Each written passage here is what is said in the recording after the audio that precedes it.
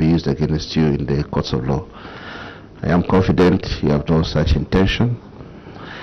And Group CEO, Acting Group CEO, you could proceed to do your presentation. Thank you very much, Honorable Chairperson, honorable members of the committee. Chair, I seek your guidance to proceed on the basis that the report has been read by the committee. Group CEO, you are on firm ground. The committee has perused the report. Would like you to speak to the report. Thank you, Honorable Chairperson. Chair, I'd like to take the committee to the audit findings, which begin on page 3. Chair. And the first, the observation of the Auditor General was in relation to the company not achieving its budget targets for 2021 and 2022.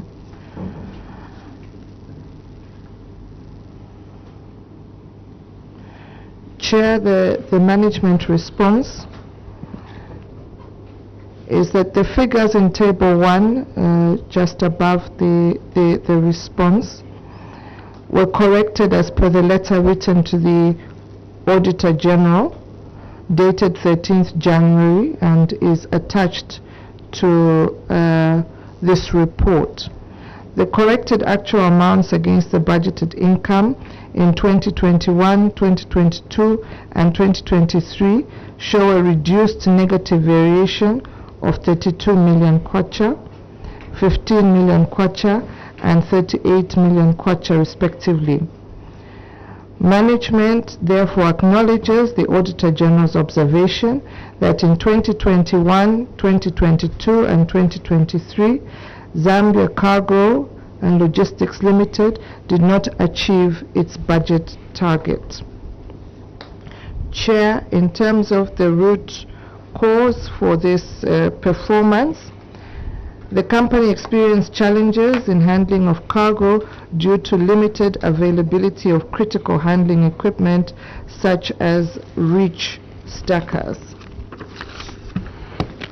Number 2, during the period 2021 to 2023, the company handled reduced volumes of 20-foot containers due to the low throughput from mineral cargo and agricultural commodities.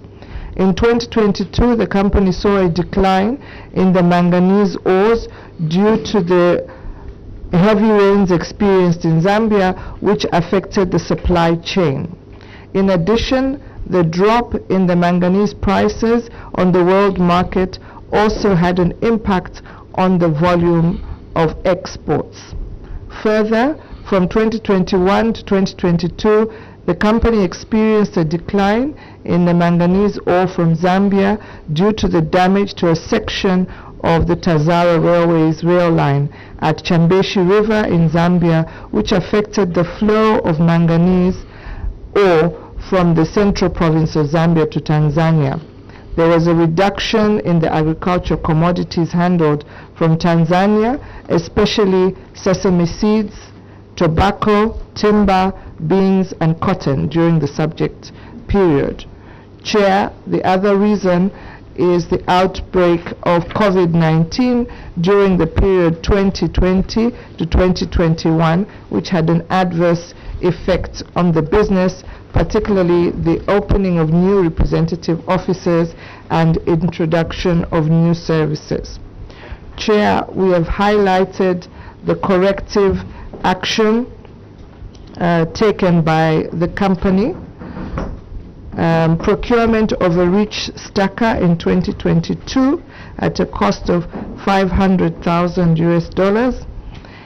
The company over the years increased the range of agricultural produce handled in the depot, such as sesame seeds, tobacco, timber, beans and cotton, thereby increasing the volume of cargo.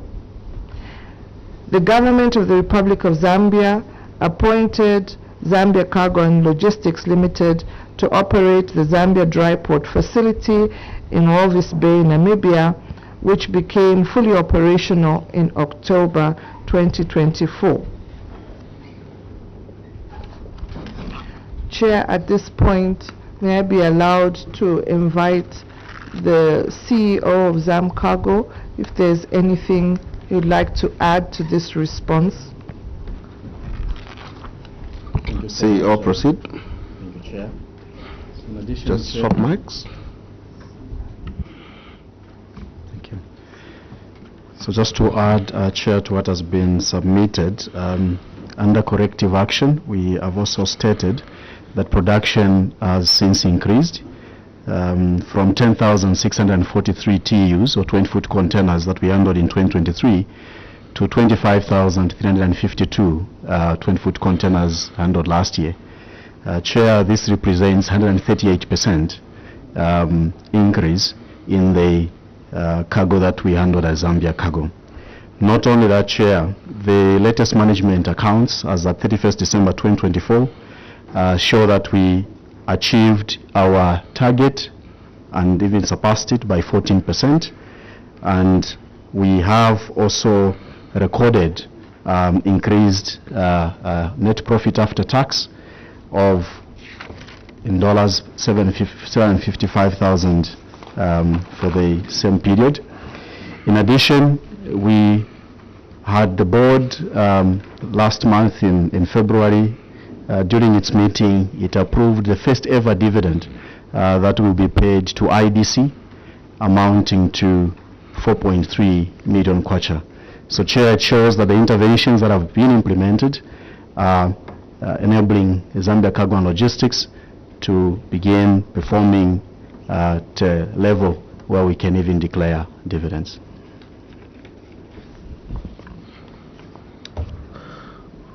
Well, thank you very much. Proceed. Thank you, Honorable Chairperson. The next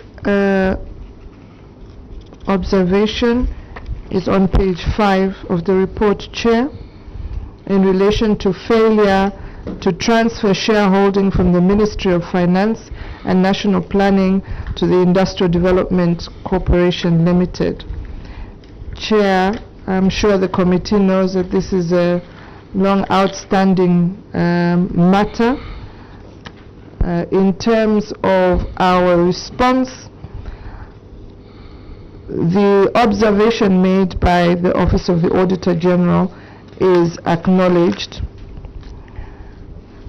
The transfer of 99% shares from Ministry of Finance and National Planning to IDC has not been undertaken, as it attracts capital gains taxes of not less than $3 million according to the Tanzanian tax laws. This amount is expected to be paid by the Ministry of Finance as seller of the shares before the process is completed. Chair, in terms of the status of this matter, it remains unresolved, but management has been engaging IDC to facilitate the transfer of shares in Zambia Cargo and Logistics from the Ministry of Finance and National Planning. You may wish to know, Chair, that the Ministry of Finance and National Planning is actively involved in a resolution of this matter. Further, management drafted, together with the Department of Maritime, the bilateral agreement between Zambia and Tanzania for consideration by the Ministry of Transport and Logistics. Chair, this bilateral agreement is meant to address issues similar to what we are facing now in relation to the capital gains tax that is due on the transfer of shares.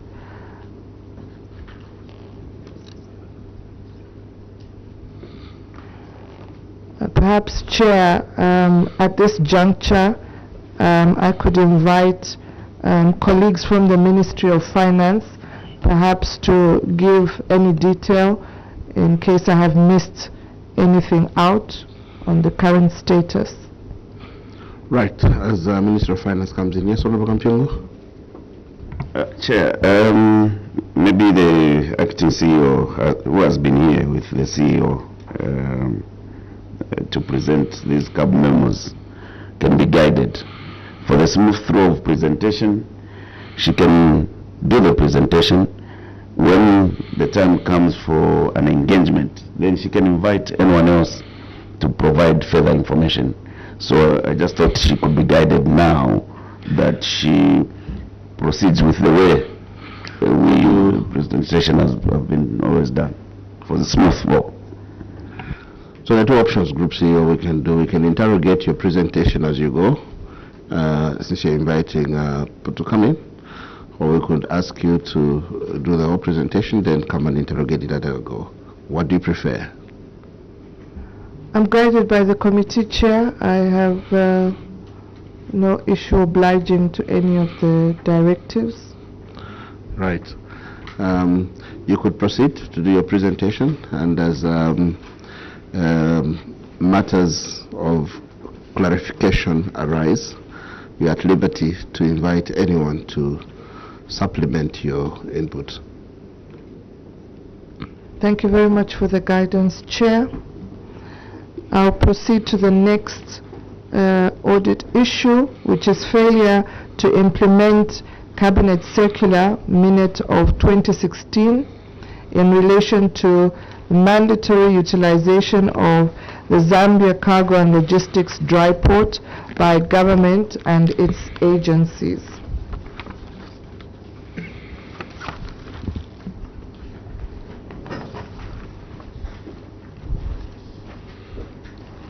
Chair, management acknowledges the observation by the Auditor General of failure to implement the Cabinet Circular. The Cabinet Circular does not make explicit reference to the enforcement of the circular or Zambia Cargo and Logistics Limited's responsibility to ensure compliance to the Cabinet Circular and compel all government ministries, parastatals and other spending agencies to utilize ZCL at the port of Dar es Salaam, Tanzania for their imports and exports. This resulted in shortfalls in the implementation of the Cabinet Circular Minute of 2016.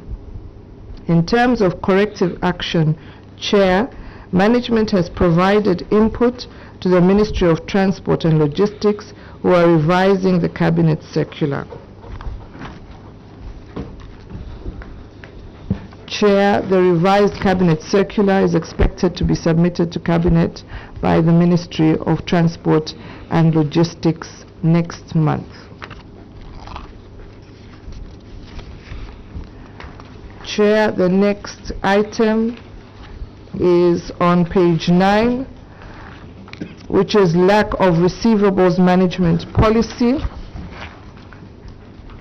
Chair, management acknowledges the observation made by the Auditor General regarding the need for the company to have a receivables management policy put in place to manage receivables.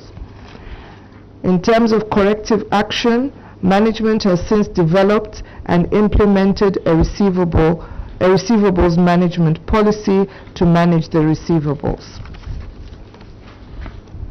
The next item is lack of efficiency in debt collection. Chair, the observation of the Auditor General has been acknowledged by management, and the company in the past used to provide services on credit, and this resulted in an increase in debt that remained uncollected for a long period of time. As a measure to improve the debt collection of long outstanding debts, management engaged debt collectors in November 2024. Furthermore, management has extended credit facility for the provision of services to restricted credible customers for a maximum period of 30 days based on the volume of cargo and the financial position of the customer. Currently, the company has only extended credit to 28% of its customers, with the remaining customers paying cash. This has greatly improved the liquidity of the company. The next item, Chair, is on failure to account for property, lack of ownership details, Mtwara. Chair, management acknowledges the observations made by the Auditor General regarding the failure to account for property at the Mtwara port. In terms of the root cause, management has confirmed the absence of a legal title document to the land on which 3 warehouses were built by the former ZCCM at Mtwara port, and therefore has been unable to recognize the said properties in the books of accounts. Further, a fact-finding mission to Mtwara Port was undertaken on the 4th of November 2024 by the Zambian government, Deputy Secretary to Cabinet, Permanent Secretary, Ministry of Transport and Logistics, the Zambia High Commissioner to Tanzania, and other Zambian government officials and senior management from Zambia Cargo and Logistics Limited to inspect the Zambia shed at Mtwara Port. During the visit, the Deputy Secretary directed Zambia Cargo and Logistics to take over the running of the Zambia shed. In terms of corrective action, Chair, management has corresponded with the Director General of Tanzania Ports Authority on 16th January 2025 requesting facilitation of the smooth takeover of the existing shed at Mtwara Port by Zambia Cargo and Logistics from March 2025. A search into the ownership details of the subject shed is also underway, as the land in question falls within the Mtwara Port Harbour. And management has been following up with the Tanzania Ports Authority as exhibited on Appendix 7 to this report. The next item is again failure to account for property. This is now in relation to the Nakonde Dry Port. Chair, this has been acknowledged by management, and management does not have any title documents or any records available for the 250,000 square meters of land in Nakonde, which is supposed to be accounted for in the books of accounts. In 2011, Nakonde District Council allocated 250,000 square meters of land to Zam Cargo, which was then MOFED, following the recommendation of the Ministry of Local Government and Cabinet Office. In 2014, Zam Cargo's land in Nakonde was then allocated to another company by the council and advised to apply for another piece of land on 16 September 2014. However, as at 31st August 2017, the land had not been issued. In 2019, management was directed by this committee to lodge a complaint with the Lands Tribunal with regards to the Nakonde land. However, the company's lawyers then advised the company to withdraw the case as it was weak and had potential to expose the organization to further losses. In terms of corrective action, Chair, the matter was reported to the Anti-Corruption Commission and documentation availed to them. Given that the issue is being handled by the Anti-Corruption Commission, it is management's view that the matter is in the hands of the competent authorities. However, management wrote to the Anti-Corruption Commission in 2025 asking for an update on the status of the case and is yet to receive a response.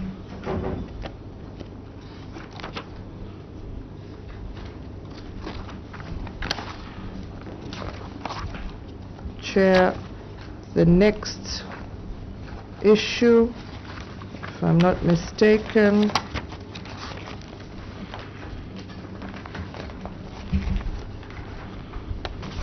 would be on page 21. On page 21, Chair. Irregularities on page 21 of the report.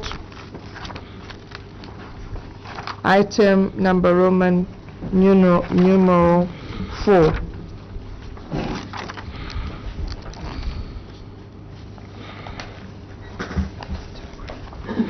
Sorry, Chair. I'm being directed to page 14.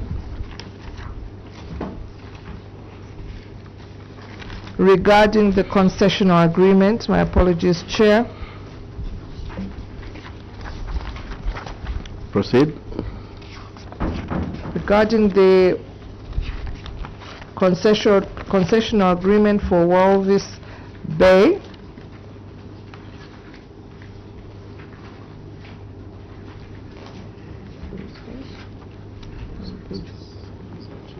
on page 23. The response, Chair, is on page 23, where management acknowledges the observation made by the Office of the Auditor General. As observed in the report, the responsibilities set out in the MOU were to be implemented by the Ministry of Transport and Logistics and the Ministry of Justice. The successful implementation of all the items would contribute positively to the operations of Zambia Cargo and Logistics. Management will continue monitoring the progress in these matters.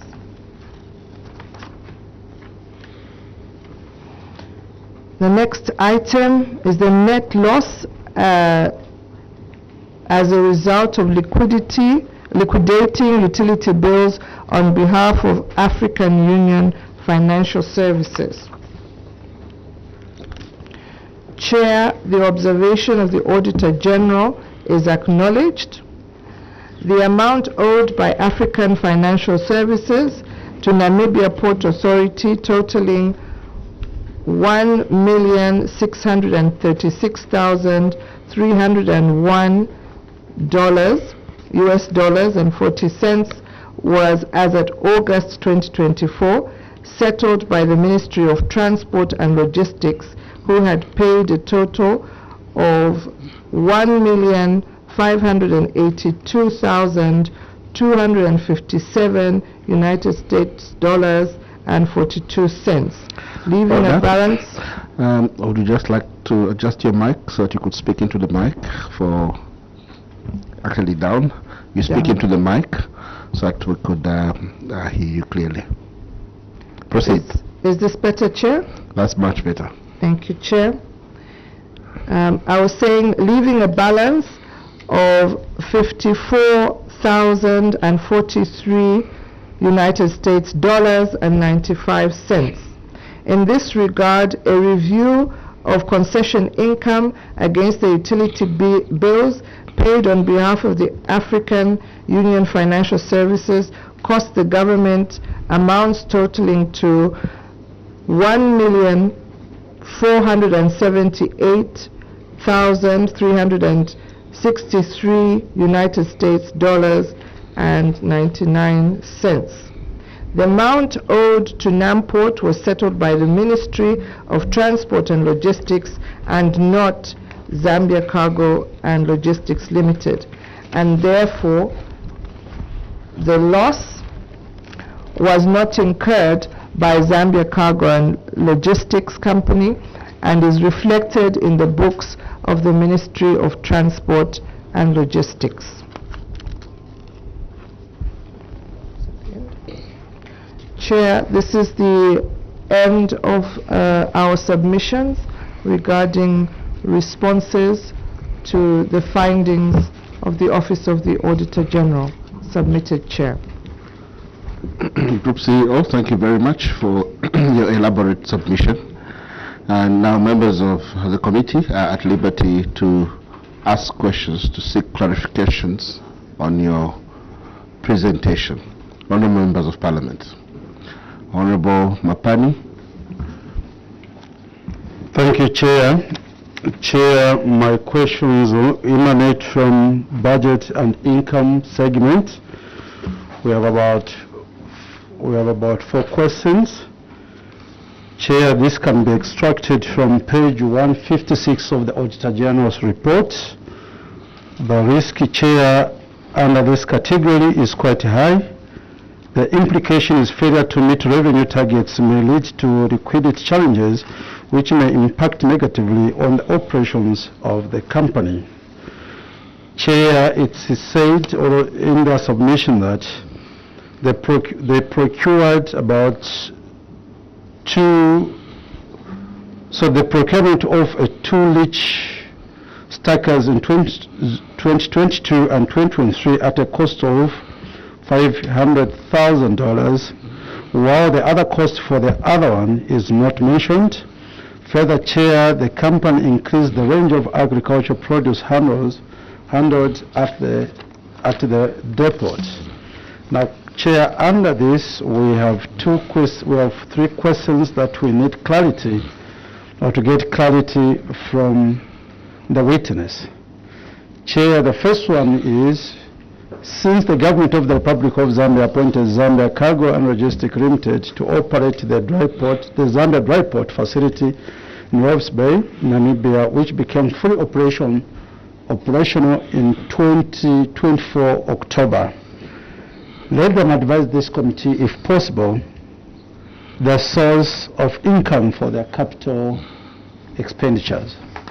Advise the committee how the capital expenditure to procure various handling equipment was financed. That's the first question. We have 3 or 4 under that category. The second question, Chair, is let them indicate how much the company had realized or spent on capital projects or capital expenditure by December 31st, 2024. As at 31st December 2024, how much did the company spend on capital expenditure? Chair, further, before we allow them to answer the questions, let them keep a tab on those 2. As we proceed to the third question, the third question is, was there any prospect undertaken before the acquisition of the operations at the Zambia dry port at Walvis Bay? Was there any projection undertaken before the acquisition of the operations at the Zambia dry port at Walvis Bay? If yes, can you share with the committee what kind of returns the company is expecting from this investment? Would you share with the committee what kind of returns the company is expecting from this investment? And finally, advise how much the company or the shareholders invested in this undertaking at Walvis Bay. Chair, I submit. A battery of questions for you, Group CEO. Could you offer answers to those questions and be at liberty to delegate as you wish? Thank you very much, Honorable Chairperson. May I invite the CEO of Zambia Cargo to assist with responses to the 4 questions. Thank you so much, Acting Group CEO of IDC. Chair, starting with the first question with regards to Walvis Bay. We have so far spent a total of $352,000 as Zambia Cargo to operationalize the Walvis Bay Zambia dry port. These monies, Chair, were raised from our operating activities within Dar es Salaam from our Mukuba depot. It's money that never came from the government, or indeed the shareholder. In terms of how much has been spent on CAPEX up to 31st December 2024, within that fiscal period of 2024, we spent a total of about $1.8 million. And this figure, Chair, includes the purchase of other equipment within the Mukuba depot, in Dar es Salaam. Must also mention, Chair, that this $1.8 million was sourced from our operating activities. There's no money that came from the government. Moving on to the other question with regards to the projections for Walvis Bay. Chair, you may wish to know that the government of Zambia, through the Ministry of Transport, signed the lease agreement with the Namibia Port Authority in September 2024. It's a lease agreement for an initial period of about 36 years and to be extended by another period of 50 years, automatic extension. So that's a total of about 86 years. So we began to operate from 1st October, and between 1st October and 2024 to 31st December 2024, we realized a total of $155,000, and that was in line with our projections. However, Chair, we did record a loss during that period of around $100,000 from our operations in Walvis Bay. There was no money from the shareholder, and we have continued as Zambia Cargo and Logistics to support the operations of the Walvis Bay Zambia Dry Port even to this day. Any follow-up questions? Honorable Mopani? Thank you, Chair. Chair, I just want to find out the cost of the other rich stacker, because in this submission we have been given that the cost of one was $500,000. If indeed that's the obtaining situation, the question would be, what was the cost of the other one, since you had two, or you purchased two? I submit. Through you, Chair, the cost of the second rich stacker that was delivered in 2024 costed us around the same amount, $500,000. Thank you very much. Any further questions? Honorable Mundubile? Thank you, Chair. My question is on the failure to transfer shareholding from Ministry of Finance and National Planning to the Industrial Development Corporation. Witness, your submission seems to suggest that there are two options to facilitate the transfer of shares, from the Ministry of Finance to IDC. This being the bilateral agreement between Zambia and Tanzania for consideration by the Ministry of Transport and Logistics, which may ultimately compel Tanzanian authorities to waive taxes, including what is applicable on the transfer of shares, as option number one. And the other option is the transfer of shares from the Ministry of Finance and National Planning to IDC directly, where payment of up to $3 million is to be made in form of capital gains. The committee would like to know, what challenges the company has not to pursue the bilateral agreement and in the process save money for further investment. Chair, that will be my first question. My next question is the transfer of shares from Ministry of Finance and National Planning to Industrial Development Corporation commercial or administrative? The committee would like to know whether this transfer is commercial or administrative. And if it's administrative, has this been brought to the attention of the Tanzanian authorities? I also would want to know, on behalf of the committee, whether the company has engaged Tanzanian authorities on when capital gains would apply.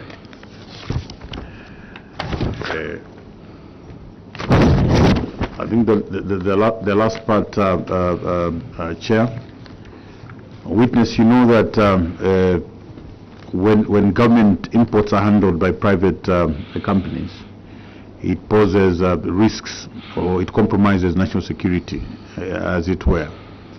and that we want to find out, because in your submission you indicated that management has provided input to Ministry of Transport and Logistics to revise the Cabinet circular for mandatory utilization of some cargo facilities at both Tanzania and Walvis Bay in Namibia.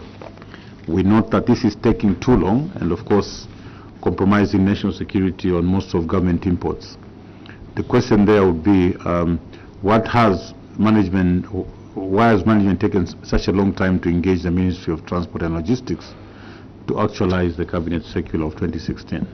Chair, thank you. Well, thank you very much. Group CEO and your team, could you respond to that? Thank you, Chair. I'll invite the CEO of Zambia Cargo and Logistics to start with the response, and I'll come in on behalf of IDC if need be. Thank you, Chair. Proceed. Thank you, Chair. Chair, indeed there are two methods that can be implemented for the transfer of shares to be effected from Ministry of Finance to IDC. With regards to the bilateral agreement, as we earlier submitted, Chair, we have, since as management, provided a draft agreement to the Ministry of Transport and Logistics, and this bilateral agreement has been submitted to the Tanzanian government, and the Ministry of Transport waits feedback from the Tanzanian government. Must also state, Chair, that Zambia has a DTA, double taxation agreement with Tanzania, which exempts Zambian entities from paying certain taxes within Tanzania. However, the capital gains tax is not exempted. And we have been engaging Tanzanian authorities. In fact, in 2022, we even engaged a legal firm within Tanzania to look at whether the double taxation agreement between Zambia and Tanzania can be used to waive this $3.2 million plus. But the Tanzanian government, through Tanzania Revenue Authority, indicated that this is payable. And that is why we are taking the route of the bilateral agreement. The other question on the utilization of Zambia Cargo and Logistics, Chair. Just going by the figures, last year, for instance, the Tanzania Port Authority handled around 800,000 TEUs, and about 10% of that was linked to Zambia. So we are talking about 80,000 TEUs. In tonnage, that is about 2 million metric tons. What management is doing, Chair, is to increase capacity so that we are ready to handle the cargo on behalf of government agencies. Our capacity this year is moving to around 40,000 TEUs. So we are moving, or indeed increasing, from the 25,352 TEUs that we handled in 2024 to 40,000 this year, which is basically 50% of what Zambia pushes through the port of Dar es Salaam. Not only that, Chair, with additional equipment that we plan to procure, we should, in the next 2 years, be able to hand up to 70,000 TEUs. So the discussions that we're having with the Ministry of Transport and Logistics is to assist us in the implementation of this circular minute, because we have no capacity to follow up with different government agencies. Thank you very much. Group CEO, you can add. Thank you, Chair. I think the only question that is outstanding is the one in relation to the transfer of shares from the Ministry of Finance to Industrial Development Corporation. The question was whether it was commercial or administrative. Chair, the shares were transferred to IDC at nil consideration. Thank you very much. Any further questions? Yes, Honorable Cassandra. Thank you very much, Chair. On the same failure to comply to the mandatory usage of the ports emanating from the circular that was issued in the 2016, Chair. Yes. In their response, they are saying that the mandate to ensure that cargo is moved by their institution was not theirs. I was just trying to look at the memo itself, the memo of 2016, which was also copied to IDC. So I just want to find out whose mandatory, whose duty it was to ensure that the circular is adhered to. Because if you go to the circular, you will see that there is no appendix number 6, utilization of ZCL. If you look at the people addresses, IDC is also included. Okay, I've seen Industrial Corporation Zambia Development Agency on the second chief executives. So this circular was also addressed to IDC.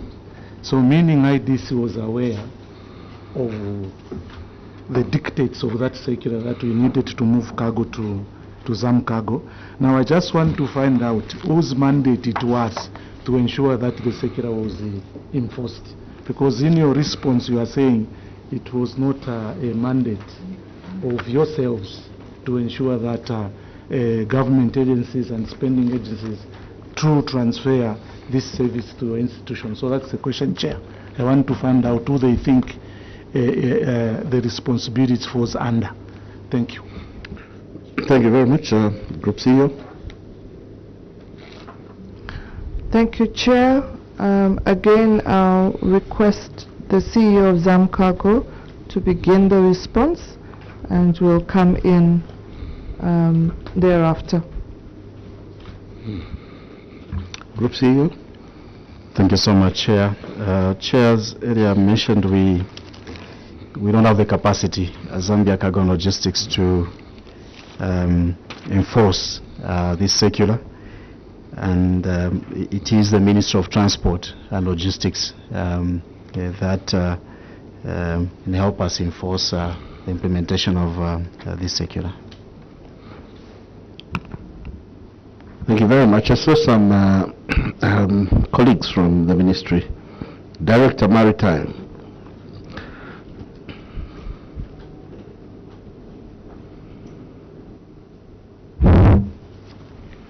Please feel free to come and sit there and submit. Come and sit here and submit.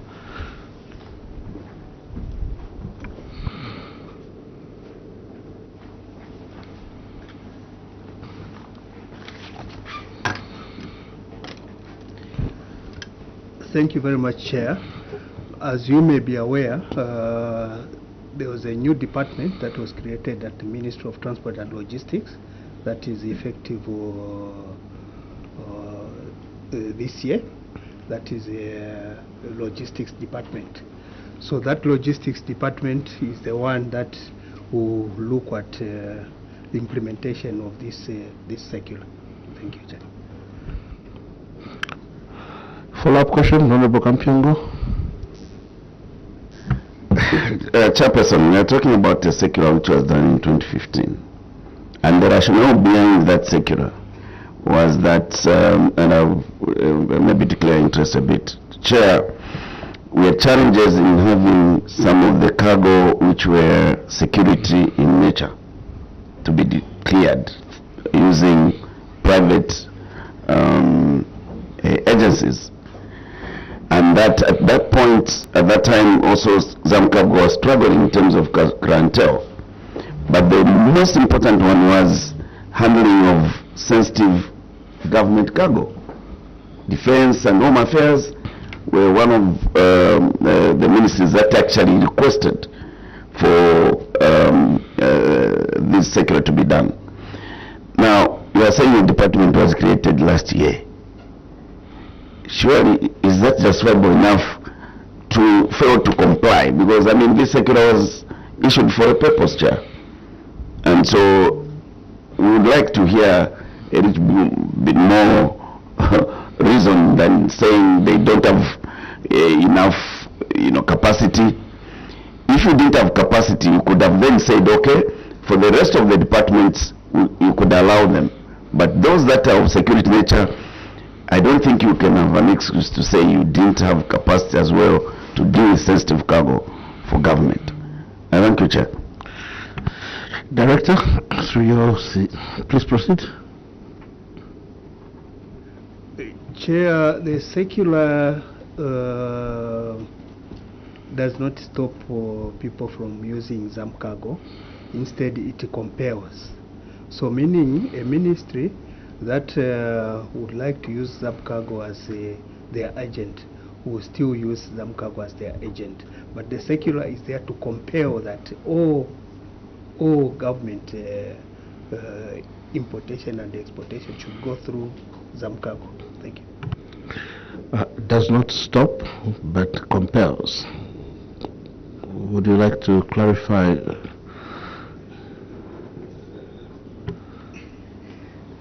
Yes, Chair. What I'm saying is,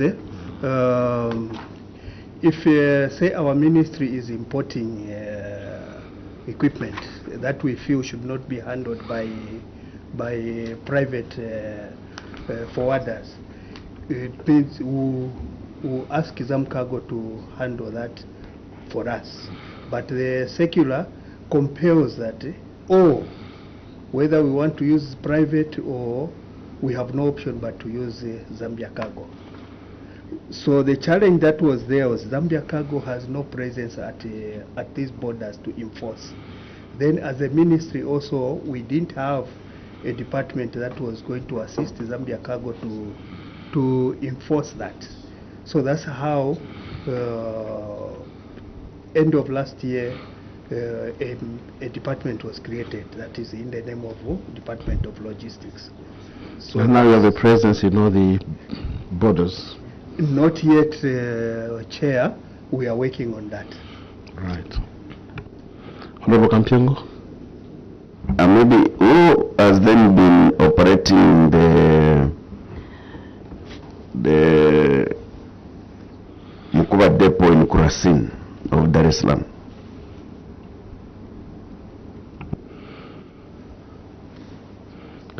Group CEO, or you can ask the CEO.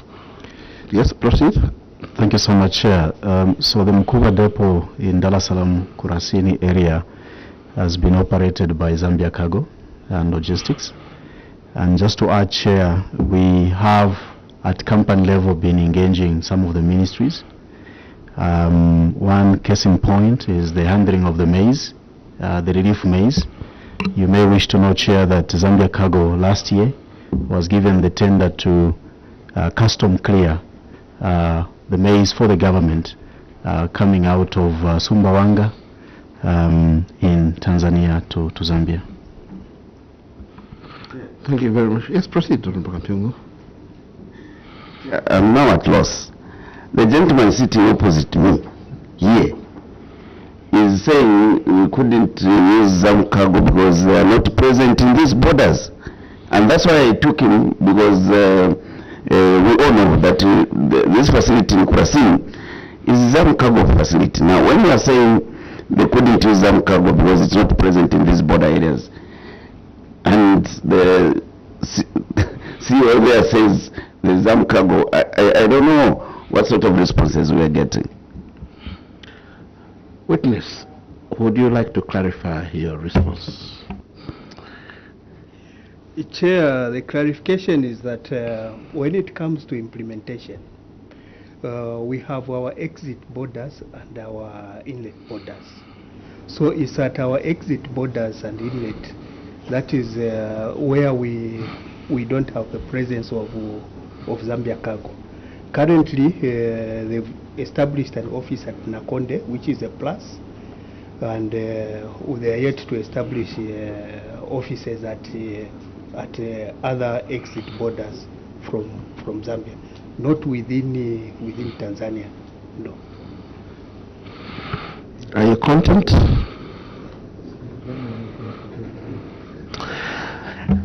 I'm not content. Now I can understand why there's this problem, Chair.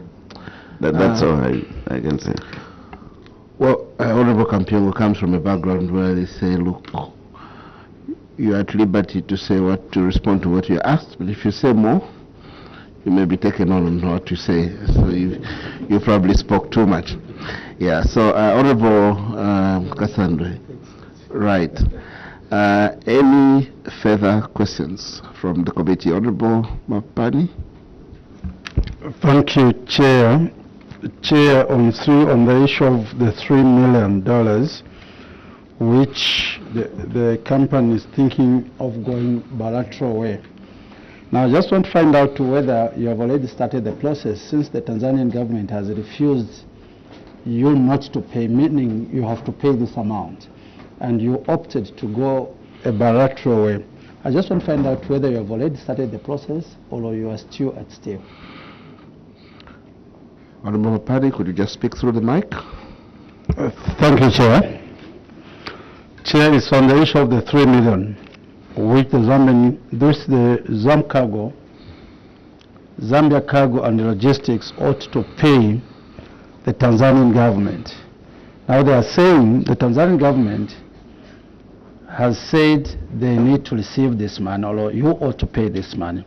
And you are thinking of going a bilateral way. Now my question is, have you already started the process, or you are still at zero? Or what's the way forward? Because at the end of the day, if the bilateral way fails to bring anything out which is tangible, you still have to pay this amount. Now, do you have the capacity to do that? If yes, then why aren't you paying? If not, and you're still waiting a bilateral way, what have you done to start the process? Chair, sir. Thank you very much. Group CEO. Thank you very much, Chairperson. From the outset, we just wish to clarify that this tax is payable by the transferor of the shares from the Ministry of Finance to IDC. So it's payable by the Ministry of Finance and not ZAM Cargo as a company. So perhaps at this point, Chair, I can invite colleagues from the Ministry of Finance to answer the last portion of the question in terms of what steps have been taken towards the $3.2 million. Ministry of Finance. Chair, thank you so much. With your indulgence, the ST is appearing on the 16th of April, and in his submission he can tackle the question on where we are with the $3.2 million that is payable. I submit, Chair. Any further questions? Honorable Kakuo. Chair, with your indulgence, I just want to seek clarification on the one issue that the Group CEO touched on with regards to your account receivables. Yeah, you had mentioned that you've only recently, in the last 1 year, established a receivable management policy. Now, from the time that it was established to now, from 2024 to now, how much has been collected? And also, I would like to find out, Chair, what took the company so long to establish this policy? And in line with that as well, what were you using before as a guiding tool to manage your receivables? Since it's very clear that now you are considering the issue of writing off debt. So what was guiding you before? What was guiding the management? Chair, I thank you. I'll come back with a follow-up. That's okay. Thank you so much. Proceed, CEO. Thank you very much, Chairperson. I'll invite the CEO of Zambia Cargo and Logistics. Group CEO has requested. Thank you, Chair. Yes, please proceed. Thank you, Chair. So, Chair, we did have a the receivables policy statement in our accounting manual. However, the Auditor General did guide during the audit that we needed to have a separate management receivables policy. Otherwise, this was part of our accounting manual. Moving on to the other question, Chair, as stated on page 11 of our response, as at 31st December 2024, the receivables were only 9.6 million kwacha, which represents just about 5.6% of the total revenue of 171.5 million kwacha. So meaning that about 161 million kwacha has been collected, and we have seen a positive impact in the policies that we have implemented to make sure that only few customers are enjoying 30 days credit period. Thank you very much. Further questions? Honorable Kakubo? Yes, Chair. Group CEO, you mentioned that you have since engaged debt collectors. At what cost has this been done compared to what they are collecting? Yes, Thank Group you very CEO. much, Chair. I hand over to the CEO of Zamcargo. Zamcargo CEO, proceed. The mic. Thank you, Chair. Chair, the debt collectors who we have engaged are working on a commission at the rate of 5%. So whatever they recover, we will be paying 5%. We will not be paying money from our own revenue, so to speak, but that is linked to the work that they're going to do. Any follow-up questions? Honorable Kampiongo? Thanks, Chair. You engage these debt collectors.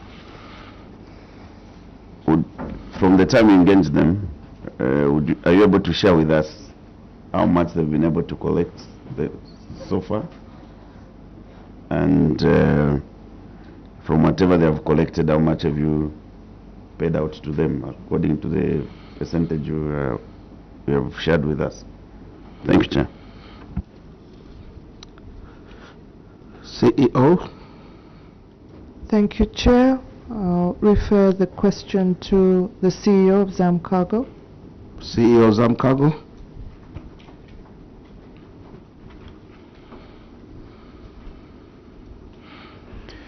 Thank you, Chair. Chair, we can share letter, can send a letter to confirm how much has been collected, because we are reviewing the performance we agreed end of March 2025.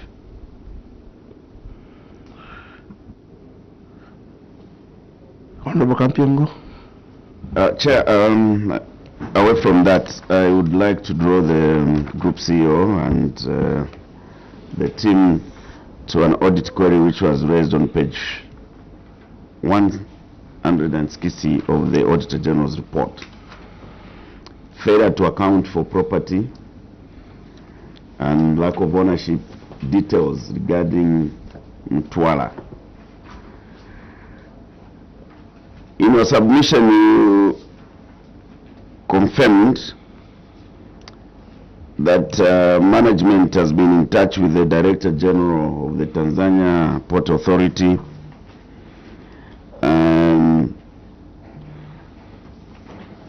by 16th January of this year, where you were requesting the facilitation of the smooth takeover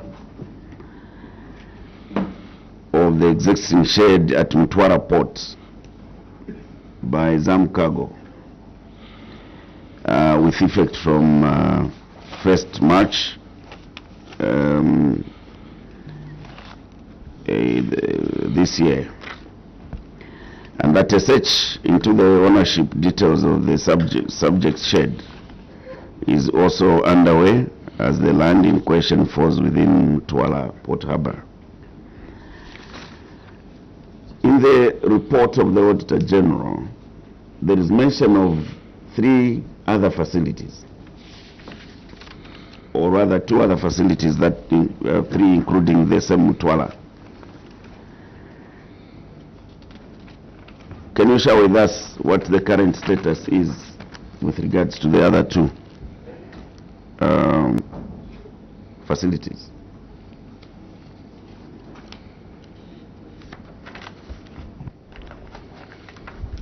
Thank you, Chair. May I invite the CEO again to provide a response? As you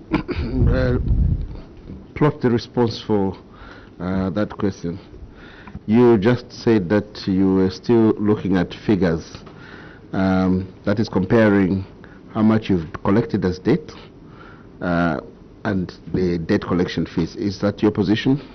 You need to cross-check in response to the question from Honorable Kampiong and Honorable Kakubo? Yes, Chair, we mentioned that we will confirm through a letter how much has been collected because we are reviewing the performance of the debt collectors end of this month as per the agreement with them. Right. I thought in your response here you said your management accounts are complete, and you are actually boasting of some significant improvement in terms of profit and revenue. So I thought those figures by now should be with you. Your management accounts are ready. There's some, you haven't closed your management accounts? Chair, we have closed. Mm-hmm. We have closed our management accounts. In fact, even the audited financials will be ready this week. However, we are referring to the old debt that was raised in the Auditor General's report, which is over 5 years old, amounting to about $983,000. So that's the figure, Chair, that was subjected to the debt collectors, and they're the ones in the field pursuing the customers that owe us linked to that debt. Otherwise, for the current debt, as we mentioned, our debtors days now stands at 21 for the current debt. And that's why we're saying the financial position of the company has tremendously improved. Right, proceed.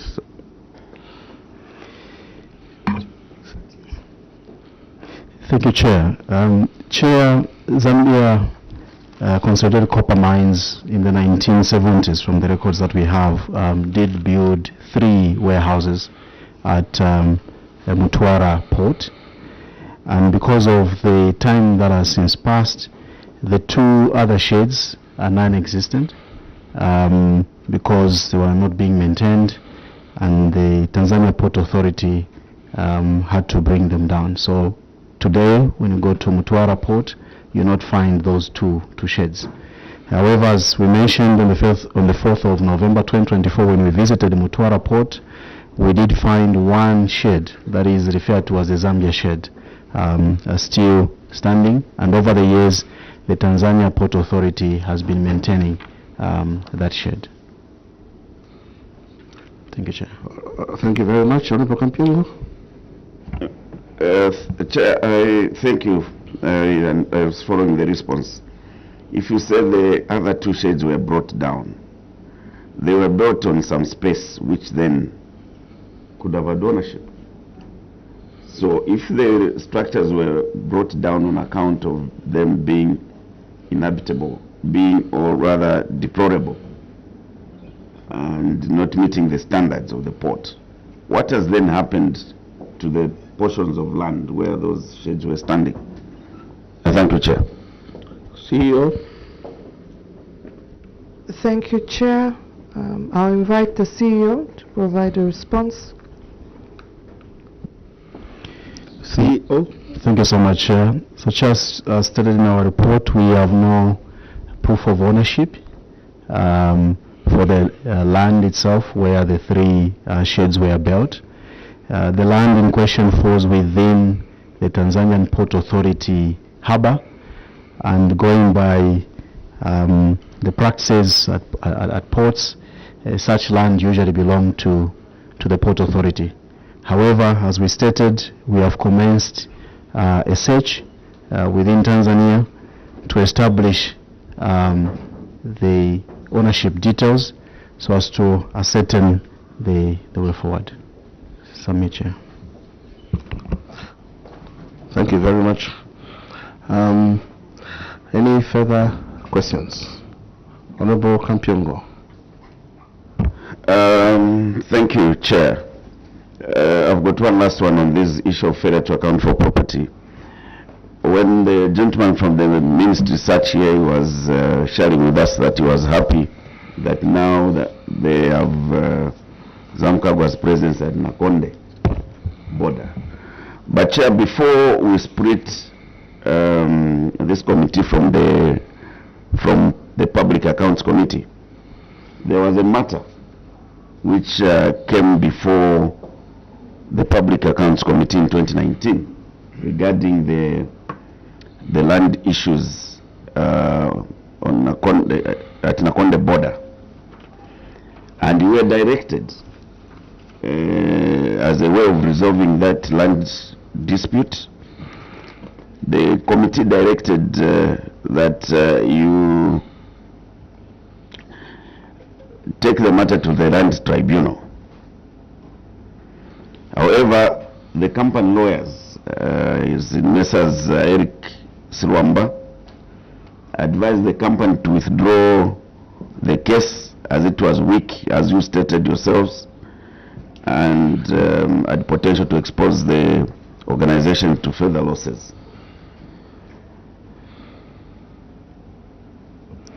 And further in your submissions, as you shared with us, you didn't indicate whether you had gotten back to the Public Accounts Committee to update them on the directives that were given. Now, as you may wish to know, this committee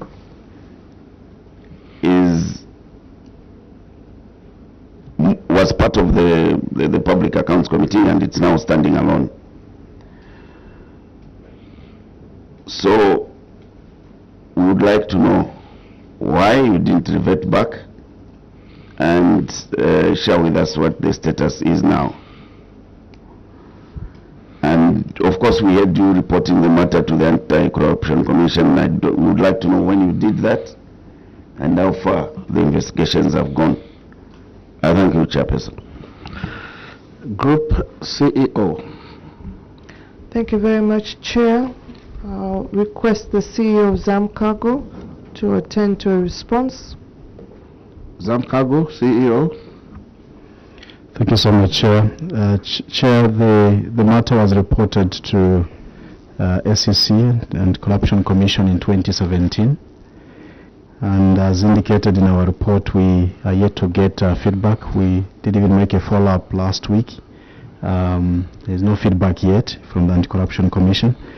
What is also clear, Chair, is that there are no ownership documents confirming that this 250,000 square meters was indeed given to Zambia Cargo. There's even no title under Zambia Cargo and Logistics Limited. Thank you, Chair. Well, thank you very much. Honorable Musumali.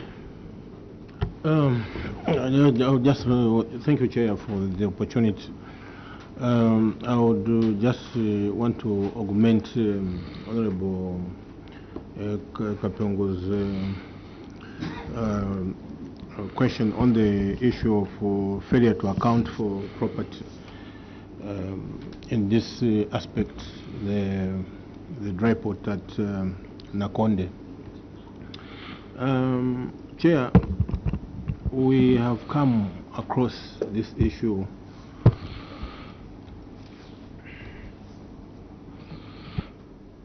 Chair, we have come across this issue of land in terms of encroachment, in terms of loss, like the way the situation is at Nakonde. And many a times it has emanated from the laissez-faire attitude towards obtaining title deeds. You know, land is very important for any business, and a business like Zamcargo, where they operate at these dry ports, and the land space at these ports actually is very, very limited because everyone would like to do business. Many subsidiaries from IDC, we have cancelled them here on the issue of land. I'm surprised that management of Zamcargo are even expressing ignorance that the thing was not, they don't know even the ownership of such magnitude of land. The thing is, because they did not take it seriously, in my own view. In my own view. So that's the thing that I wanted to remind them and the committee, and especially the controlling officer, IDC, that Zamcargo are not the only ones. But there are so many others who have appeared before this committee with this land issue ownership crisis. Having said that, Chair, allow me to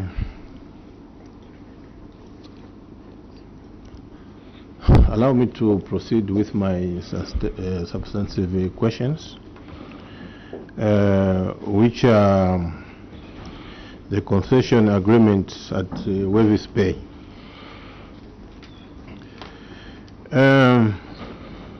When you were making the submissions for budget and income,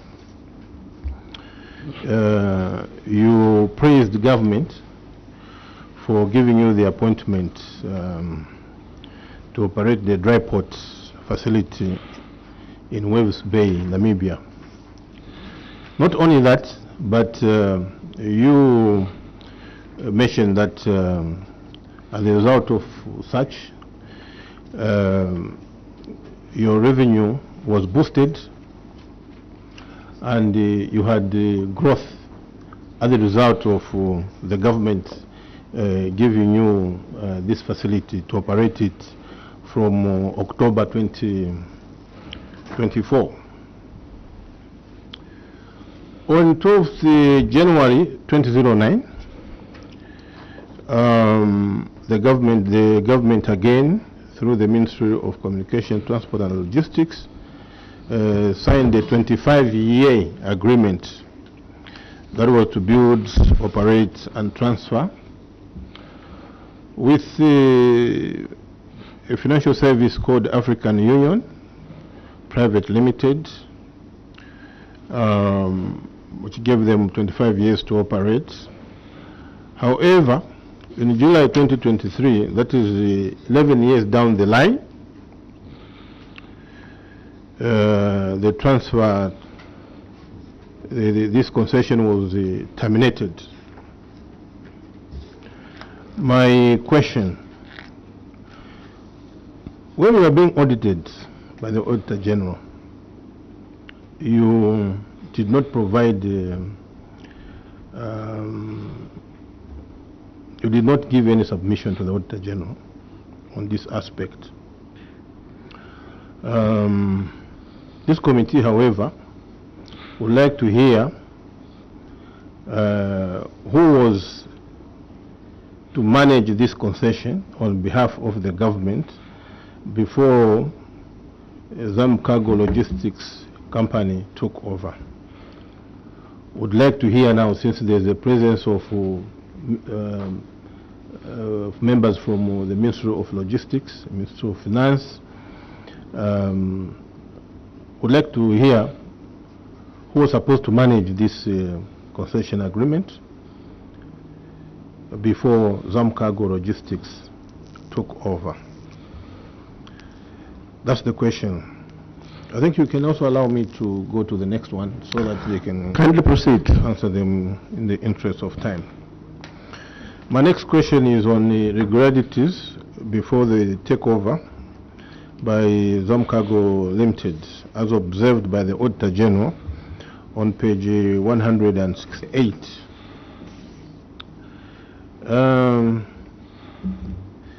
The Auditor General's report observed that the responsibilities set out in the MOU to be implemented by the Ministry of Transport and Logistics and the Ministry of Justice. The successful implementation of all the items would contribute positively to the operations of Zamcargo Limited. Management will continue monitoring progress on these matters. This committee has noted that what issues is management, the Zamcargo management, particularly monitoring, seeing that the operations at the dry port in Waves Bay are now being managed by Zamcargo Limited. You are now managing the whole business at Waves Bay. So what issues are you facing in the management of the dry port? I thank you, Chair. Thank you very much. Group CEO, would you respond to those two questions? Thank you very much, Chair. Perhaps I'll invite the CEO of Zambia Cargo to address the very last question in relation to what the company is monitoring. For the rest of the questions, Chair, I would seek the indulgence of the committee to request the officials from the Ministry of Transport and Logistics to assist with the response. Thank you, Chair. Group CEO, your request accepted. CEO Zamcargo. Thank you so much, Chair. With regards to the issues that we are facing, at the time when the concessionaire's agreement was terminated by the government, there was no infrastructure in form of warehouses within the 30,000 square meter dry port area. Not only that, Chair, the dry port is separated into two. So we have a 10,000 square meter which the concessionaire had paved. However, the 20,000 square meter is not paved. So these are part of the issues that we are handling at Zambia Cargo and Logistics. There was also no equipment that was left by the concessionaire in form of reach stackers or indeed forklifts. And as earlier reported, we have had to use our own funds as Zambia Cargo and Logistics to procure some of the handling equipment for us to operationalize the Zambia port. We're also monitoring the discussions between the Ministry of Transport, Ministry of Justice with the concessionaire, because there are some dates, as we mentioned in the report, that are supposed to be cleared. And if those are not cleared, then they will have an impact on our relationship with Namibia Port Authority.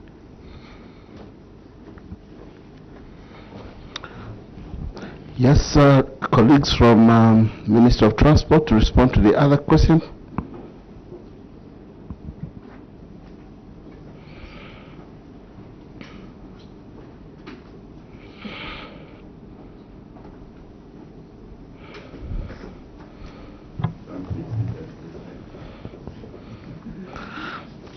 Witness, you are protected. Proceed. Thank you, Chair.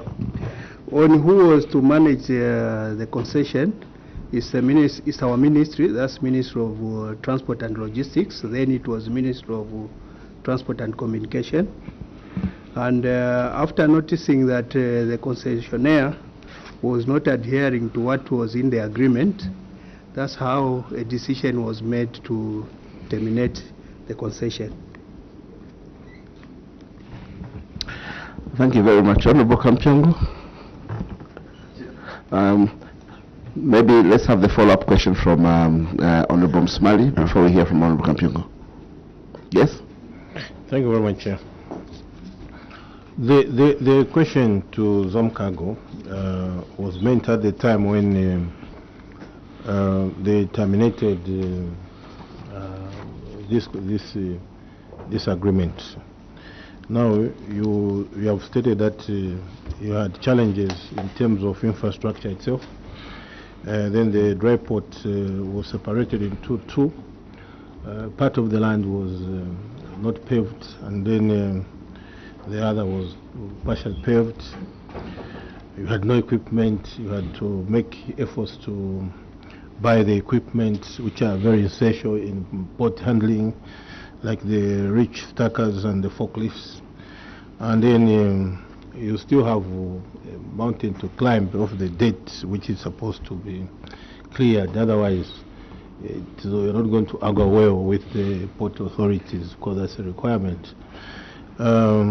Chair, I still feel that maybe the Ministry of Transport and Logistics can chip in this, because these are inherited problems which can be well answered by the ministry, because leaving them just to some cargo like that hanging, it may not be ideal.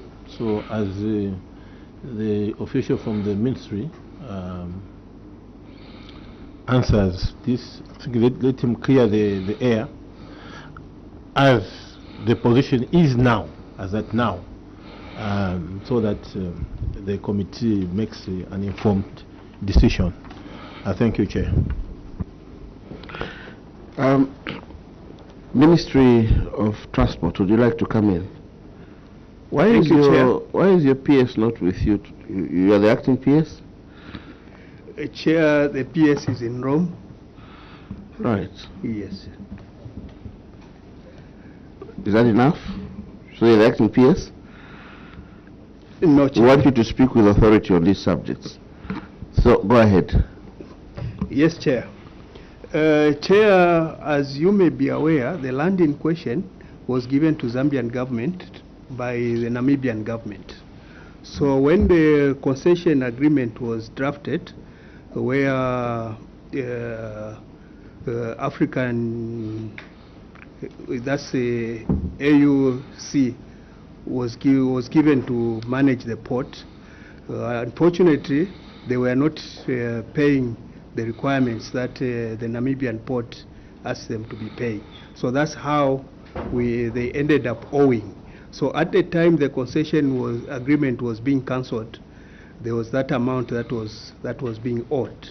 So to ensure that the Zambian government, who were given that land by the Namibian government, were in good books with the Namibian government, a decision was made to pay off that debt.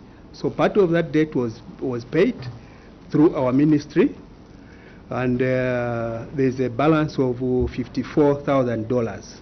So in the 2025 budget, we have made provision for $1 million, 1 million kwacha, sorry, 30 million kwacha to be given to Zambia Cargo, and we've even requested the Minister of Finance to front load it. We are likely to receive it next month, so that they can clear the balance, and we should be in good books with the Namibian government. Then the issue of the debt that is owed by the former concessionaire, we handed it over to Ministry of Justice through Attorney General, and they are pursuing it. Thank you, Chair. Thank you very much. Honorable Kampiongo.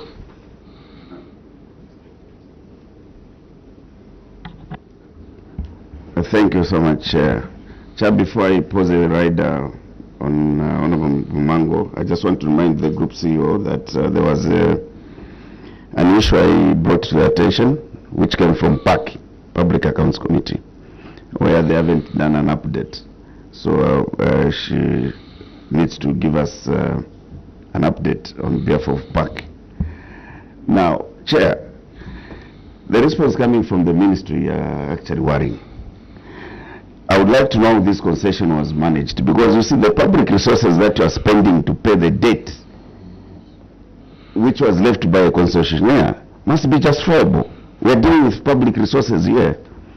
How was this concession managed before you terminated it for us to end up with this situation, where you have now ended up budgeting resources that could go to other need areas to go and service the debt which was left by the concessionaire was making business and deliberately opted not to pay their obligations. We would like to know how they manage this concession, because ministry were part to this concession. I thank you, Chair. Yes, Honorable. As a matter of fact, that was the question. We wanted to know who was managing this concession before actually ZAM Cargo took over. That was the substantive question. Group CEO, could you respond to the questions surrounding the issues of the concession and the accruing liabilities, especially the management of the process when you were taking over as ZAM Cargo? Thank you very much, Chair. With regards how the concession was being managed, Chair, we are constrained to comment as ZAM Cargo because this was an arrangement between the Ministry of Transport and the concessionaire. Perhaps the CEO of ZAM Cargo can speak to what it found, but I think that this has already been articulated, that we found a debt which is being serviced by the government. So I'm not sure whether ZAM Cargo can say anything more than that, but to rely on the responses that have been given by the Ministry of Transport.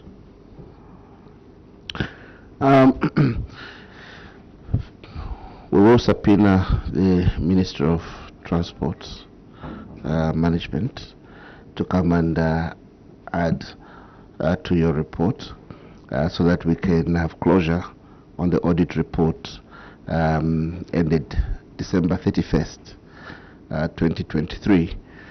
We see some gaps in information pertaining to the management of that concession, and the committee will, on an appropriate date, subpoena your team to appear with the Ministry of Transport so that we could have closure on the management of the concession, and that is pre and during and post. As you are aware, this is an investment by the Zambian people, and the Zambian people would like to see value, would like to see a return on their investment, and the Zambian people will not just write off debts and will not turn a blind eye to losses that are accrued out of mismanagement of critical concessions such as that one. So we will, on an appropriate date, subpoena the Ministry of Transport to appear with you to have closure on this particular one. Any further questions? Yes, Honorable Kampyongo. Chair, perhaps for me it's just that issue I wanted them to speak to regarding the directive which was given by the Public Accounts Committee, and which was then at variance with the legal opinion that came from Messrs. Eric Swamba. There was need to give an update. Thank you. Yes, Group CEO. Thank you, Chair. We would have to seek the indulgence of the committee to check our records, because from what I'm hearing from the Honourable Member, this directive was given in 2019, and I want to believe that we have been appearing before the committee, or we are supposed to have written something to the committee through Parliament. Having said, Chair, in terms of the current status of this matter, it's as we have reported. The company took advice from council and agreed with the advice to withdraw the matter from the Lands Tribunal, but proceeded to report the matter at the Anti-Corruption Commission. I think in terms of a status, that's where we are, but I would just like to seek the indulgence of the committee for the company to just check its records to avoid misleading the committee. Thank you, Chair. Thank you very much, Group CEO. Any further questions, Honorable Msamali? I'll take the management of Zamcargo and the Ministry of Transport and Logistics in particular, because this is also something to do with them, not Zamcargo mainly. On the net loss as a result of liquidating utility bills on behalf of African Union Financial Services. This date it's related even to the loss of the 1.4 million US dollars. This is found on the Auditor General's report on page 171. According to what you have submitted, Group CEO, the amount owed to Namport was settled by the Ministry of Transport and Logistics and not Zamcargo and Logistics Limited. This therefore entails that the loss of the 1.4 million United States dollars was not incurred by the witness, which was Zamcargo Limited, if that's what I got from you. And is not reflected in the books of the Ministry of, and is reflected rather in the books of Ministry of Transport and Logistics. This committee, therefore, trusts that the matter should be addressed to the ministry, that is the Ministry of Transport and Logistics. Ministry, which is part of the government, who are the shareholders of IDC. The IDC are the sole shareholders of Zamcargo Limited. Are you following? And therefore, Zamcargo Limited has the fiduciary duty to protect the interests of government. In this instance, what is Zamcargo Limited, together with the Ministry of Transport and Logistics, doing to ensure that government funds are protected? The government trusted you with this kind of business, but now between you and the ministry, or parent ministry, somehow negligible to even go to an extent of incurring a loss of 1.4 million. So the committee would like to have some light why you are not ensuring that government funds are protected. I submit, Chair.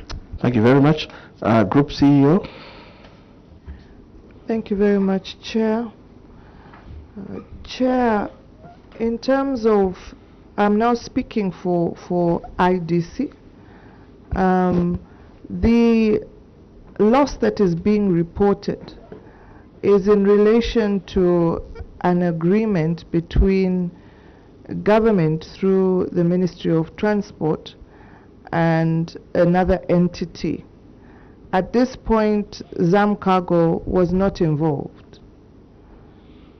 So there was no ZAM Cargo presence during the concession.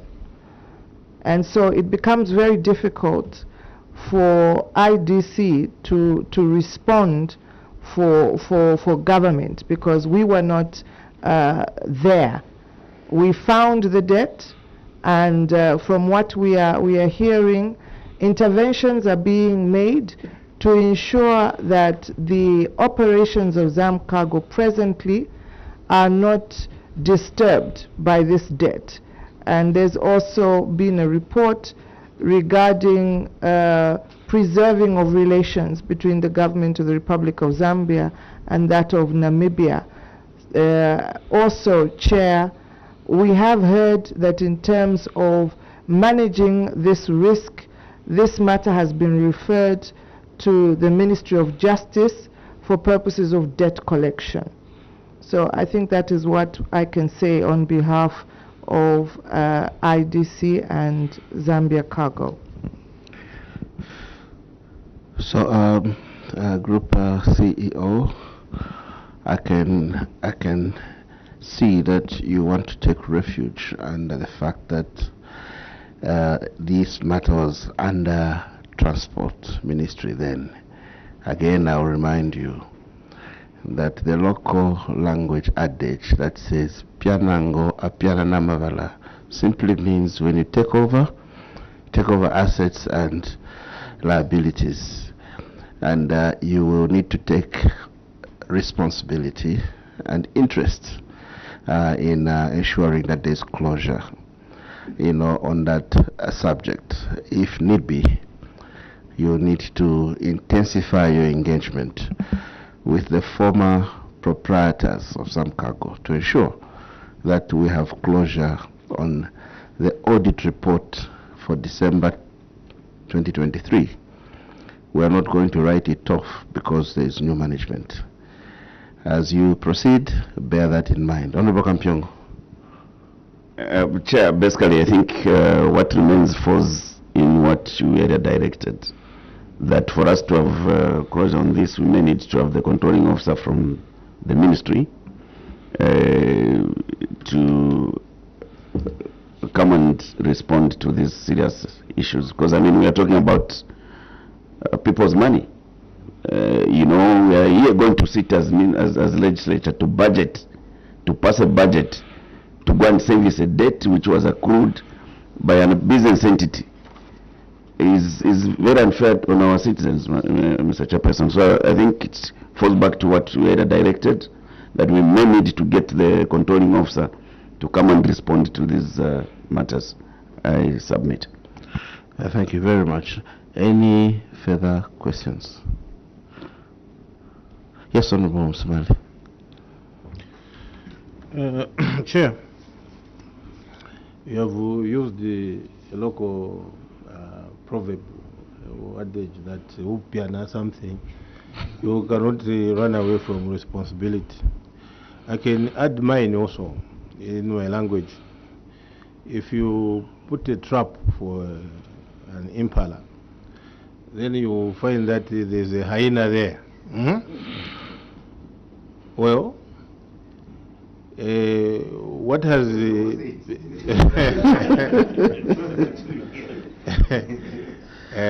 so it's called that yafamu lusumo ukiko wanga,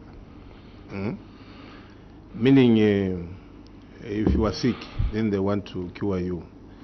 There is that kind of sucking of blood. So whatever that is found there, it's what was supposed to kill you. We should take advantage of the presence of the official from Ministry of Transport. He's the one who has been sent by the ministry. You earlier alluded that, where is the PS, who is the controlling officer? So he has come in. in the place of the controlling officer. So the question here, which before you close, Chair, the question is very clear. What is Zamcargo, together with the Ministry of Transport and Logistics, doing to ensure that the government funds are protected? Zamcargo, they have given their position. Let us also hear the position from the Ministry of Transport. I'm aware that we are going to subpoena them, but let us take advantage of his presence so that he can give the ministry's position. I thank you, Chair. We will not put him in harm's way. I'm sure his response will be overruled by his controlling officer. And so we will shield you today. And we expect you to come with a controlling officer on a date that Secretariat shall advise, to come and answer to these grave concerns that the committee has put on the table. And in order to ensure that we don't engage in back and forth processes, we will also ask the team from Ministry of Justice to appear jointly so that we close the matter once and for all. Any further questions? Yes, Honorable Kampiango. Chair, only to say that as the ministry is coming through the officials here, we would like to have a look at the concession itself and what were the contents, so that we appreciate why we have ended up with this status. Thank you. Right. Secretary, take note. Any further questions? Right. Zamcargo is a very important investment for the Zambian people in freight and logistics. The Zambian people expect that IDC, who is holding who is the group company, is investing prudently in Zamcargo, and the Zambian people expect a return on that investment. The Zamcargo is supposed to position itself as a market leader in the nation, in the region, and internationally in logistics and freight and logistics. If you do that and taking advantage of the infrastructure that you have, we do not expect Zamcargo to be appearing here to explain why they are having difficulties in revenue. I have a question for the board chairperson. What transformational and innovative measures do you have in your strategic plan, assuming you have it, and you should have it by now? Are you going to inform this committee about, and through this committee, the people of this country, in assuring them that Zamcargo will transform into the market leader that shall bring a return on the investment of the Zambian people? We have seen positive strides through the management accounts that CEO spoke about, but could you just give us a snippet of what you're doing to ensure that you don't appear here to talk about budget and income? Your revenue is inadequate. You're failing to achieve strategic goals because of inadequate revenue. Receivables, it's not just about extracting the receivable document from one document and making it separate. We must see efficacy in your receivables, policy. It's all revolving around your inability to raise revenue despite your strategic, position. And we would like to have comfort from the board chair that we have now in place a team that is transformational and innovative in nature, and will speak to salient features in your strategic plan to address matters to do with revenue and overall operations of ZAM Cargo. Honorable Chairperson. Thank you very much, Honorable Chairperson of the committee. First of all, not blowing my horn, I would say that transformational leadership is my leadership style. Organizations where I've served in the past have transformed from where they were into something different. So it will be... Well, be assured that you're not beating your own drums. I can testify to it. Thank you very much. Thank you, Chairperson. So for us at ZAM Cargo, as a board, when we were installed in September of 2023, what we faced was a challenge in terms of people, to start with. We decided to hire the best from the market, from the region. And I'm sure you can attest to the fact that listening to our CEO, he knows what he's doing. He understands the industry. He's been in the industry for a long time. He's worked in railways. He's worked in logistics. And I'm sure after this he won't ask for a pay rise after giving him all these accolades. But nevertheless, you've heard for yourself, Chairperson. We are in very, very capable hands. That was the first thing. And then we challenged management to give us a strategic plan in line with the vision and directives that were shared by the IDC, our shareholder. And management were very quick. They gave us a strategic plan which we approved. And we are working to achieving the milestones that are in the strategic plan. There are three issues that I would like to bring to the attention of your committee. Number one, the audit findings.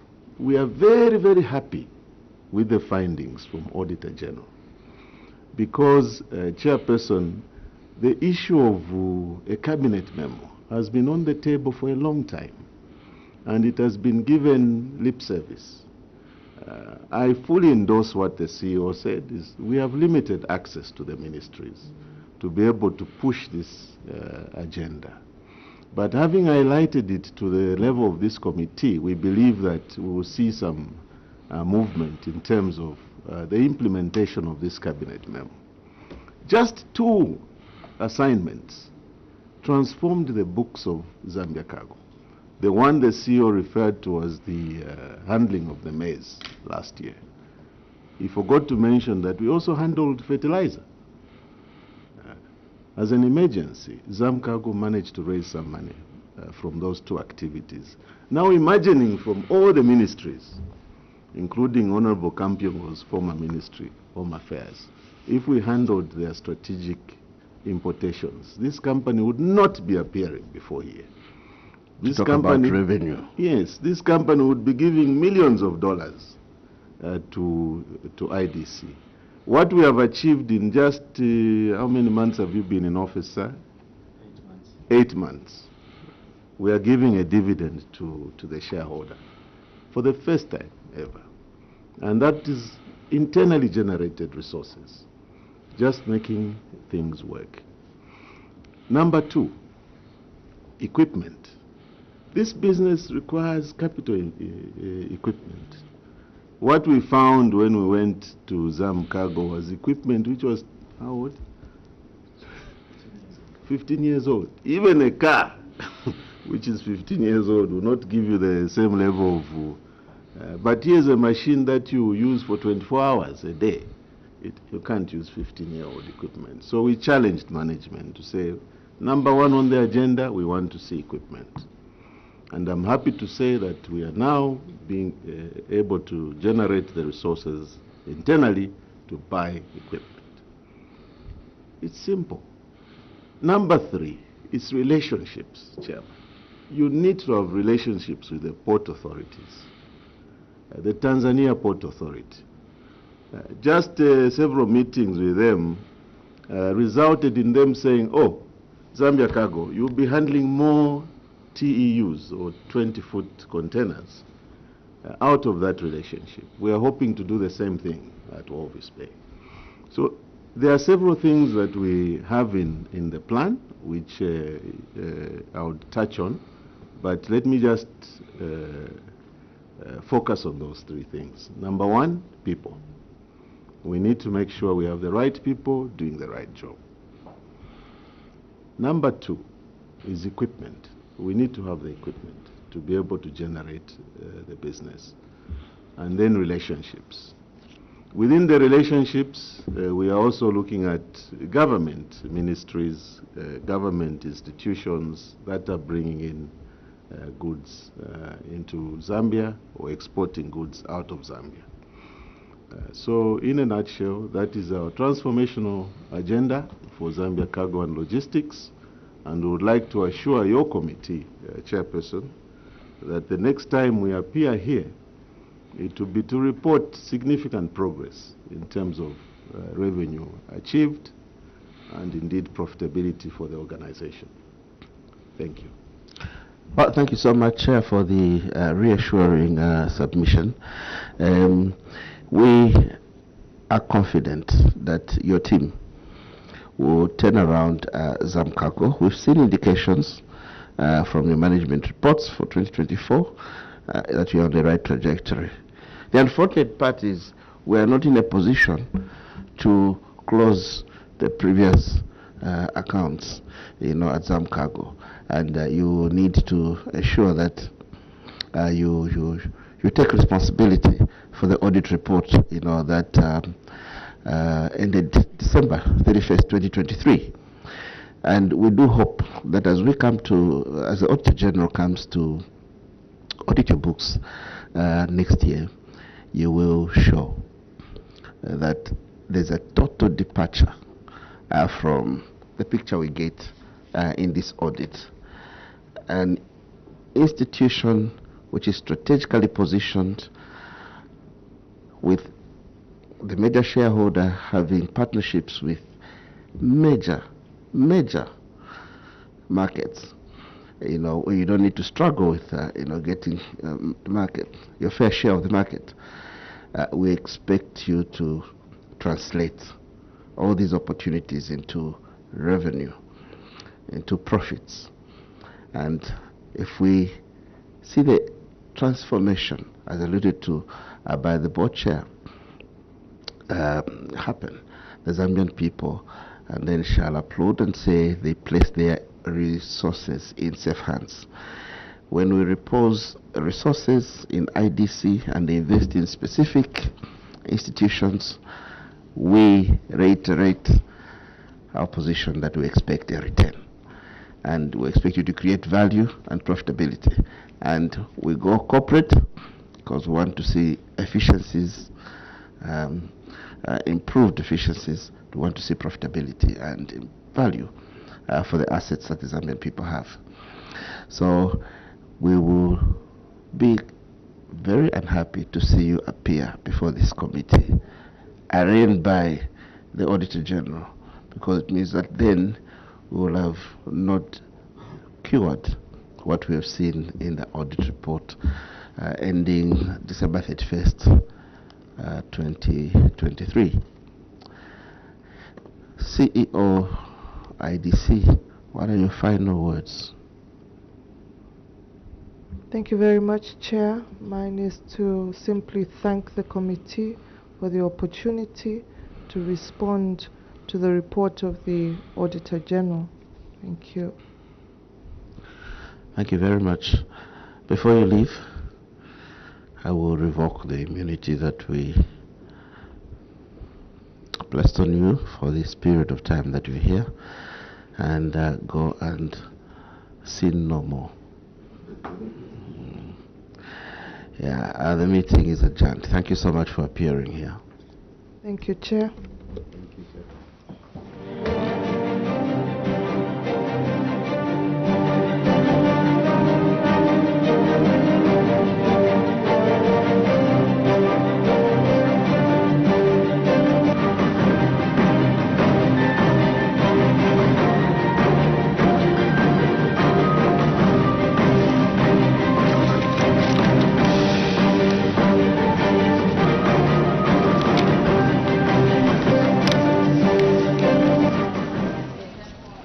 Well, thank you so much for still being with us on Parliament Television. We've just been watching the committee on parastatal bodies as they continue receiving submissions on the consideration of the report of the Auditor General on the accounts of parastatal bodies and other statutory institutions for the financial year ended 31st December 2023. And the witness for today, we had the Industrial Development Corporation, which was being led by the Acting Director General, Mrs. Leah Muhango, and they were looking at the Zambia Cargo and Logistics Limited. So basically this is where we end today's transmission of this live committee today, and my sign language interpreters was Jason Manda and Chola Kauma. My name is Paul Sentindovi. Remember at 14:30 we'll have the live parliamentary proceedings, but before then my two colleagues that will be here on hand will be able to let you in what is expected to be considered on the floor of the House, and prior to that they will be able to let you in on what was considered on the floor of the House. Keep watching Parliament Television and have a beautiful, beautiful afternoon.